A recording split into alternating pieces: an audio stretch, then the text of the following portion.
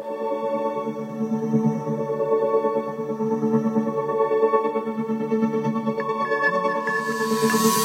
à tous, c'est Dédé100, comment allez-vous? Moi ça va très bien, aujourd'hui vidéo super cool! Aujourd'hui on va parler des spécifications de mon nouvel ordinateur, donc on va vraiment pas perdre de temps. Donc la plupart des pièces ont été choisies parce qu'elles étaient en rabais et que bien sûr ça concordait avec le genre de spécification que je voulais avoir. Alors le boîtier c'est le Fractal Design Define R5, donc c'est un boîtier que j'adore parce que comme tous les boîtiers de la ligne de Fractal Design, un look qui est très simple, qui est très clean et qui est juste overall beau selon moi. Le boîtier est fait avec des matériaux de qualité, non seulement au niveau de l'apparence, mais aussi au niveau de la rigidité des matériaux. Je veux dire, tout est super bien construit.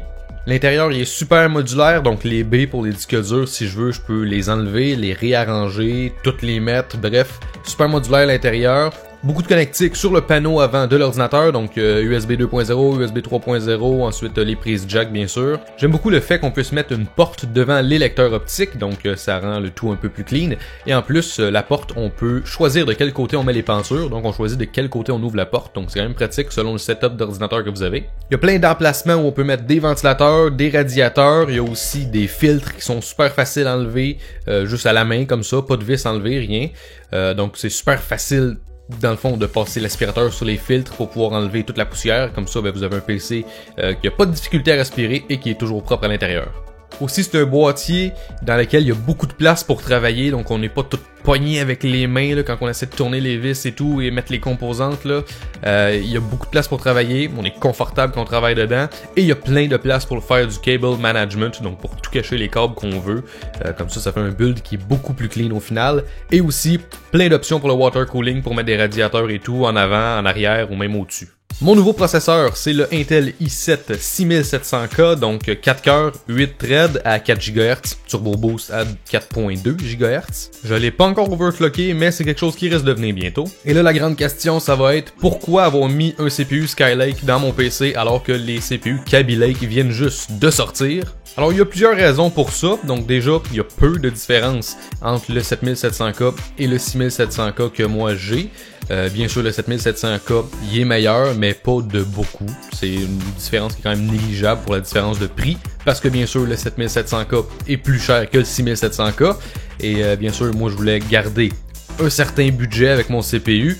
Et déjà, j'ai eu le 6700K avec un bon rabais.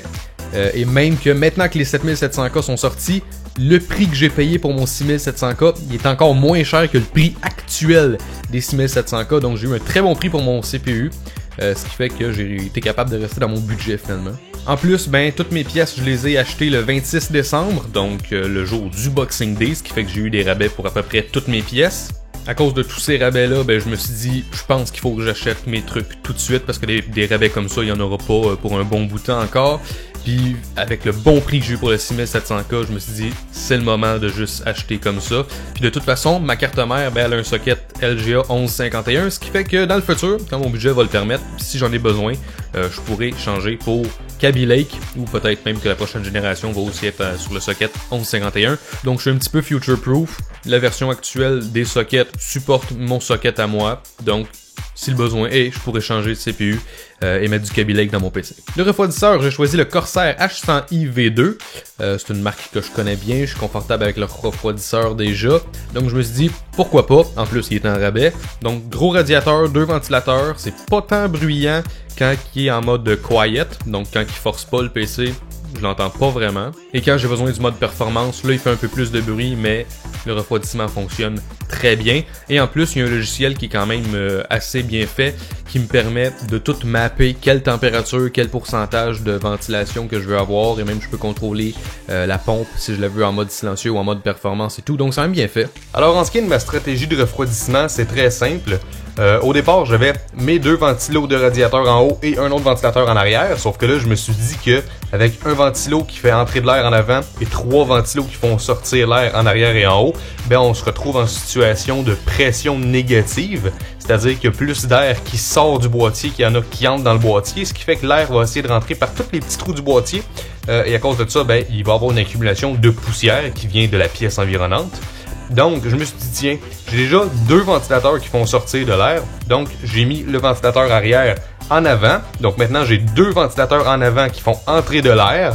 Ça passe donc dans la carte graphique et ensuite c'est tout de suite expulsé vers le haut par les deux ventilateurs du radiateur. Comme ça, ben, on profite des propriétés de la physique qui font que l'air chaud monte. Donc mon air froid il va rentrer comme ça, il refroidit un petit peu mes disques durs ici, ça rentre dans la carte graphique, naturellement ça va monter un petit peu et ensuite ben, ça rentre dans mes deux ventilateurs, ça passe dans le radiateur puis ça sort de l'ordinateur. Bien sûr le power supply il a sa boucle d'air à lui, donc l'air entre par en dessous du boîtier, ça passe dans un filtre pour pas qu'il y ait trop de poussière, ça rentre à l'intérieur et ça ressort tout de suite en arrière. Donc l'alimentation ne change pas grand chose à la situation là, de température dans le boîtier. Donc l'air frais va rentrer, il va ressortir par en haut lorsqu'il est chaud et c'est tout.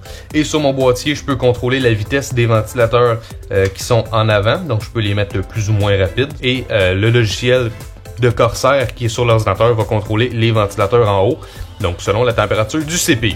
Pour la RAM, j'ai de la G.Skill Ripjaws, donc j'ai deux barrettes de 8 Go, total de 16 Go, et deux barrettes pour pouvoir profiter des bénéfices du Dual Channel de ma carte mère. C'est de la mémoire vive DDR4 qui va jusqu'à 3200 MHz, donc quand même très rapide. Donc quand je vais overclocker le CPU et tout, je pourrais jouer avec les settings de XMP pour avoir accès à cette vitesse-là. Pour la carte mère, c'est une Gigabyte Z170X Gaming 3. J'ai un bon choix de connectique, USB 3.1, USB-C, donc c'est quand même chouette à avoir. Socket LGA 1151 bien sûr pour pouvoir être compatible avec mon CPU et c'est aussi compatible avec Kaby Lake. Et il y a une carte audio qui est quand même de très bonne qualité et je peux même changer l'ampli up dessus moi-même, donc j'enlève la petite puce puis je peux mettre une autre si je suis pas satisfait, donc c'est quand même cool à avoir. L'alimentation c'est une Corsair CX750M, c'est donc une alimentation modulaire, donc j'ai juste à brancher les fils que j'ai besoin, ça fait pas un bordel dans le PC. Elle est ratée 80 plus bronze, donc elle devrait durer longtemps. Elle est en rabais, donc 750 watts c'est probablement overkill pour mon setup à moi, sauf que je préfère utiliser un plus petit pourcentage de la puissance maximale plutôt que d'utiliser presque l'alimentation à son pourcentage maximum, donc ça va s'assurer qu'elle va durer plus longtemps vu que je l'utilise moins fort. La carte graphique, ben, c'est simplement mon ancienne GTX 970, j'ai aucune raison de la changer, elle fonctionne encore parfaitement bien, j'ai fait un test récemment, j'ai joué à Far Cry 4 graphique au maximum, aucun problème, V-Sync j'étais toujours à 60 FPS, j'ai jamais baissé en dessous, donc j'ai aucune raison de la changer, je joue plus vraiment aux jeux vidéo de toute façon, sauf des fois les jeux que je possède déjà, donc ça va pour ça. Pour le stockage, j'ai mon ancien SSD, mes anciens disques durs et aussi j'ai mon ancien lecteur optique. Donc c'est vraiment un build que je me suis vraiment basé sur les rabais pour pouvoir avoir quand même de bonnes pièces et de bonnes performances sans que ça défonce mon budget. Sans tous ces rabais-là, honnêtement, et sans les pièces que j'ai recyclées de mon ancien PC, j'aurais pas pu avoir un aussi bon CPU et tout, là, sans défoncer le budget que je m'étais fixé. Donc je pense que j'ai quand même bien réussi mon défi. Le PC fonctionne super bien. Quand je fais du montage vidéo maintenant, ben en fait, rendre la vidéo, c'est moins long que le temps de la vidéo. Avant, c'était le contraire. Donc maintenant, une vidéo de 20 minutes va peut-être prendre 15 minutes à faire le rendu. Tandis qu'avant, une vidéo de 20 minutes, c'était peut-être 2 ou 3 fois le temps, donc peut-être 40 minutes, 1 heure faire le rendu de la vidéo. Donc je sauve beaucoup de temps là-dessus. L'ordinateur est beaucoup moins bruyant que mon ancien PC. Les disques durs sont mis sur des genres de petits coussins qui font que ça absorbe les vibrations. Les ventilateurs sont plus gros, ils tournent moins vite, donc ça fait moins de bruit puis ça refroidit autant. Et en plus, le boîtier Fractal Design, il y a comme des petits coussins sur les panneaux qui absorbent le bruit, donc ça empêche que le bruit s'échappe trop facilement. Donc voilà, très satisfait de mon PC, ça donne le goût de faire plus de vidéos parce que maintenant le montage, ben, c'est plus rendu la fin du monde à chaque fois, là où ça buguait tout le temps sur mon ancien PC, maintenant ça va super bien.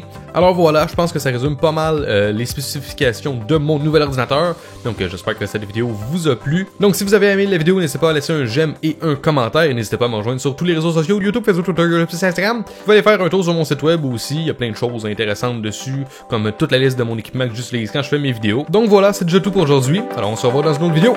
Ciao tout le monde!